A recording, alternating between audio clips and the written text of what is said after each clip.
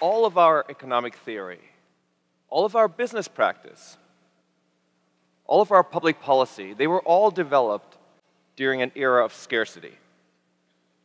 Scarcity means that when you want more of something, there's an additional cost to be paid. And that was always true for physical products, but it's no longer true for digital information. That extra view of the funny cat video on YouTube, it basically costs Google nothing. And it is that zero marginal cost of digital information that is turning everything upside down.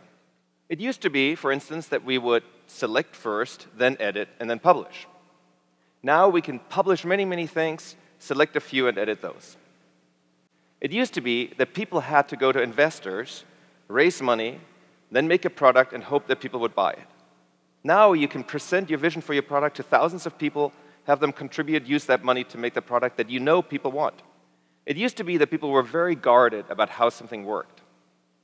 Now we have open source software, hardware, and even biotech. These are all inversions. They're things that are being turned upside down, and they're being turned upside down because of the zero marginal cost of digital information. And we're just at the beginning of these. Traditional big publishers still dominate music, movies. Crowdfunding is tiny. Open source biotech is in its infancy. But if you take these trends and you kind of extrapolate them out a little bit, what you get is a kind of digital abundance. A world in which we can learn anything we want to online for free. A world in which all the world's medical know-how is available to anybody, anywhere in the world, for free. Where you can listen to music, enjoy art, read books online for free. And we can even see how eventually that digital abundance could help us reduce the amount of physical scarcity. How? For instance, by 3D printing only products that people actually want. Also by taking existing things like cars, buildings, lab equipment, and sharing it much more efficiently than we've ever been able to do. So this is a world that I am very, very excited about.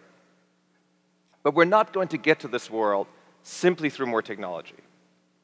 We're not going to get to this world simply through some businesses doing innovative things online. We're also going to need to invert our public policies. And I'm going to want to speak about two examples of such public policy inversions today. The first is a basic income guarantee, or BIG, and the second is the right to be represented by a bot. I'll explain what those two are, and as I talk about them, you may think, wow, these are crazy far-out ideas. And the goal here isn't to say, hey, Congress, we need these as national laws in the US tomorrow. The goal is simply to say, these are interesting ideas that we should be discussing. And more importantly, we should be experimenting with them to see whether they have merit. Let me start with the basic income guarantee.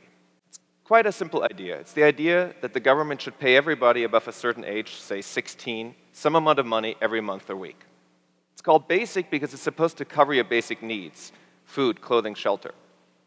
And it's called guaranteed because it's supposed to be paid to you no matter what. No matter your gender, no matter your marital status, no matter your wealth, and most importantly, no matter what you do. So whether or not you work. And that's the inversion in this idea. The inversion is that it used to be that you had to work first in order to get paid. Under basic income guarantee, you get paid first, and then you choose what to work on. It doesn't do away with the labor market at all. You can still work in a job where you get paid more. It simply puts a floor under everybody's income. Now you might say, why would we want that? Well, because it would let us embrace automation instead of be afraid of it. I've been around computers for 30+ years, and for many decades, we've had these promises of artificial intelligence, and they had been false promises. But we now actually have major breakthroughs, and we have machines that can do many of the things that humans currently do for work and as a source of income. Let me give you two examples. There are about 4 million people in the US who make a living driving a truck, a taxi, or a bus. But we also know we have self-driving cars now. So it's not a question of if anymore, it's just a question of when some of these jobs will be replaced by machines. On the other hand, we have about 1 million people working in legal professions. But we now have machines that can very efficiently read through reams and reams of legal documents and even write some of them. Again, it's not a question of if anymore, it's just a question of when. Now, you might say, why do we want to embrace automation? And the answer is because it gives us time. And time is great in a world of digital abundance. It's the time you have to watch TED videos. It's the time you have to make TED videos.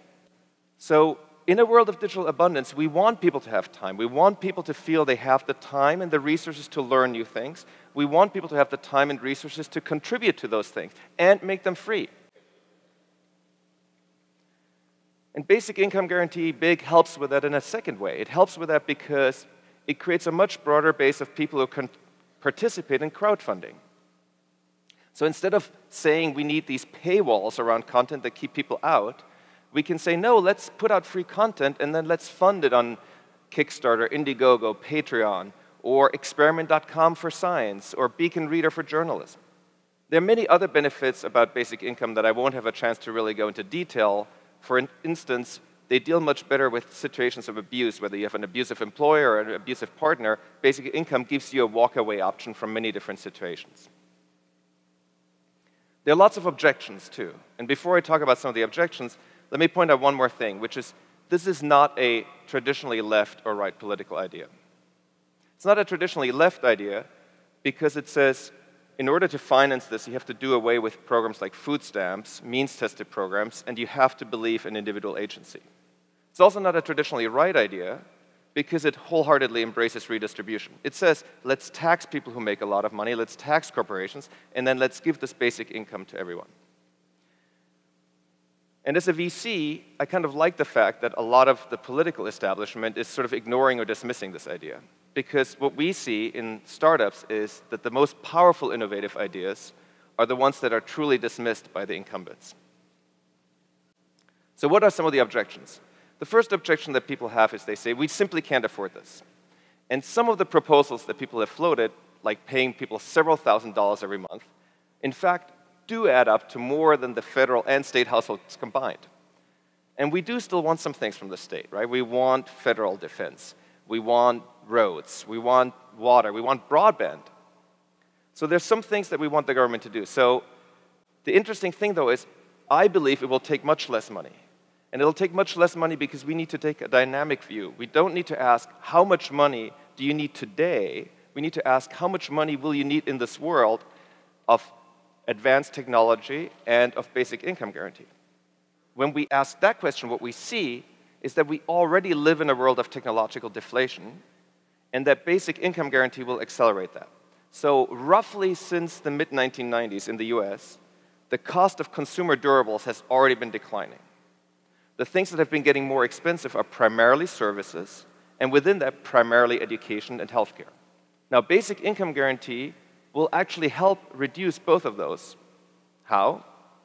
First, because it lets more people contribute to online free education materials, to online free healthcare resources. And it also frees people up to teach and to take care of people. The second objection that has been raised is that people would simply take this money and spend it on drugs and alcohol. Now, there's no country in the world that has this, so we can't simply point at another country. But people have done studies as far back as the 70s, and there are ongoing studies today about cash transfers that are not means-tested.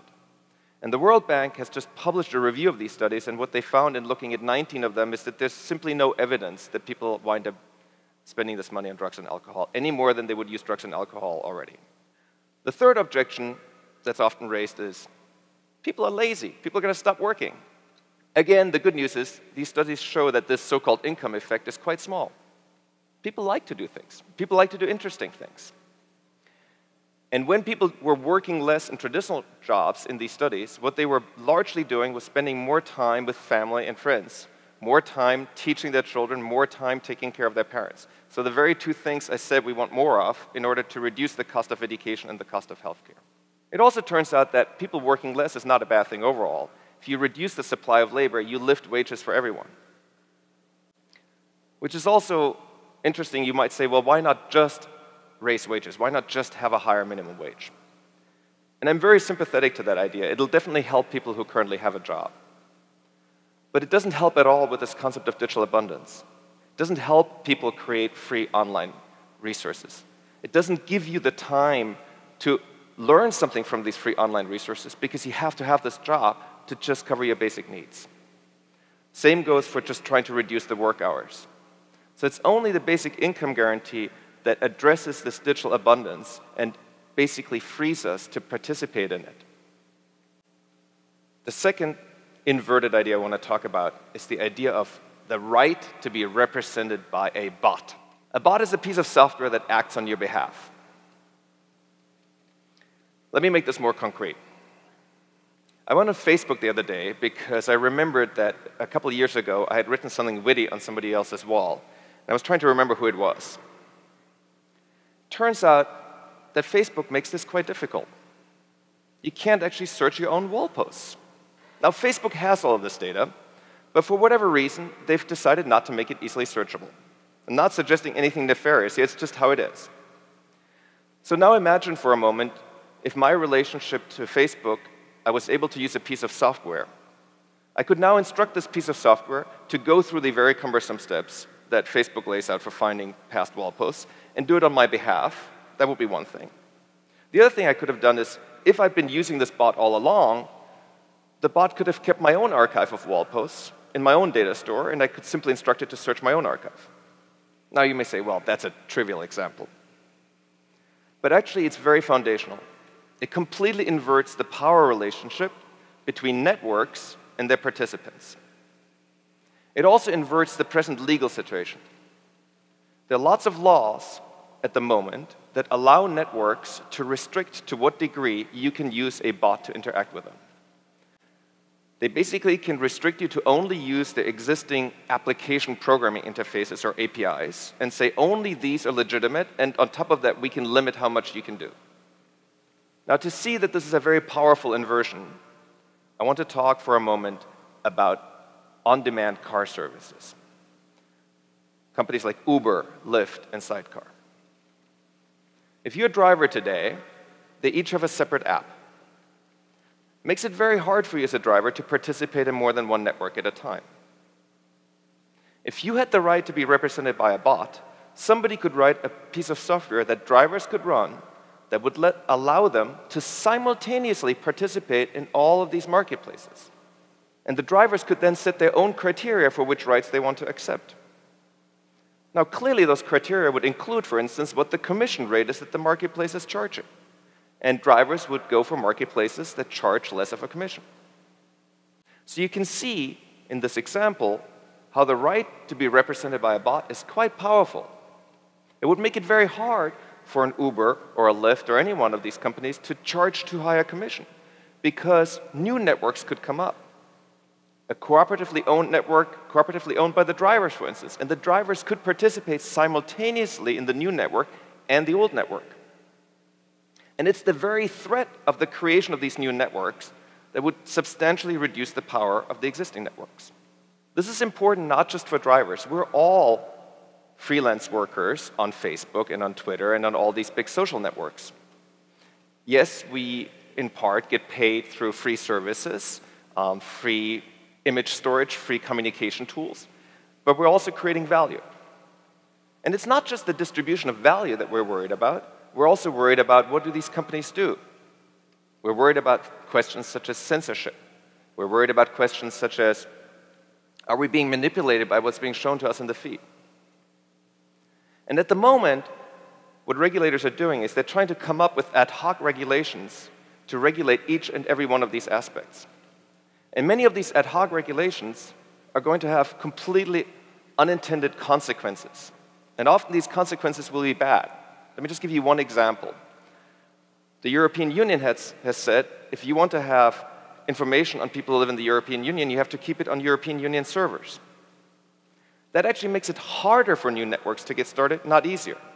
It actually cements the role of the existing networks instead of saying we need to create opportunities for competition with existing networks. So I've presented two ideas for fundamental inversions in public policy. And you might have a couple of objections to those. The first one could be, let's just not have any new policy at all. Let's just have more technology. We don't need any policy. And that objection is often motivated by the idea that whatever policy will come will actually make innovation harder, not better.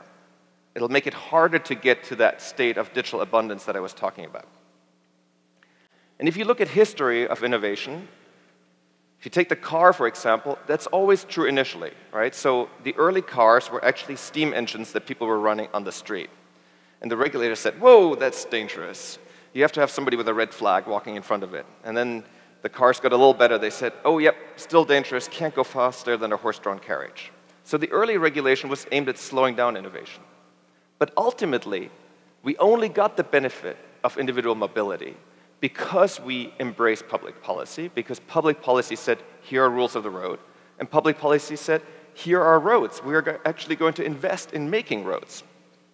So we do need public policy. It's just we need the right kind of public policy. The second overall objection you might have is, these ideas are just crazy. How will we know that they can work? We can't just do this. And the good news here is that we can run small local experiments.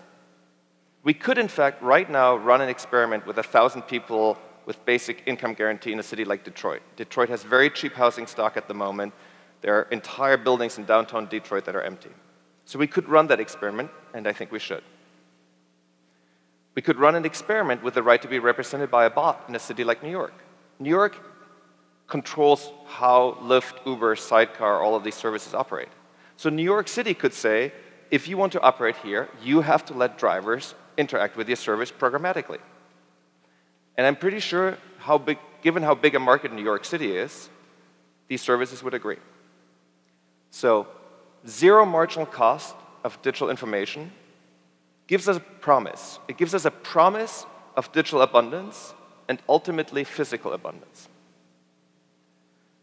And whether or not we can realize that promise depends on whether we are willing to invert our own thinking away from scarcity thinking towards abundance thinking. Thank you.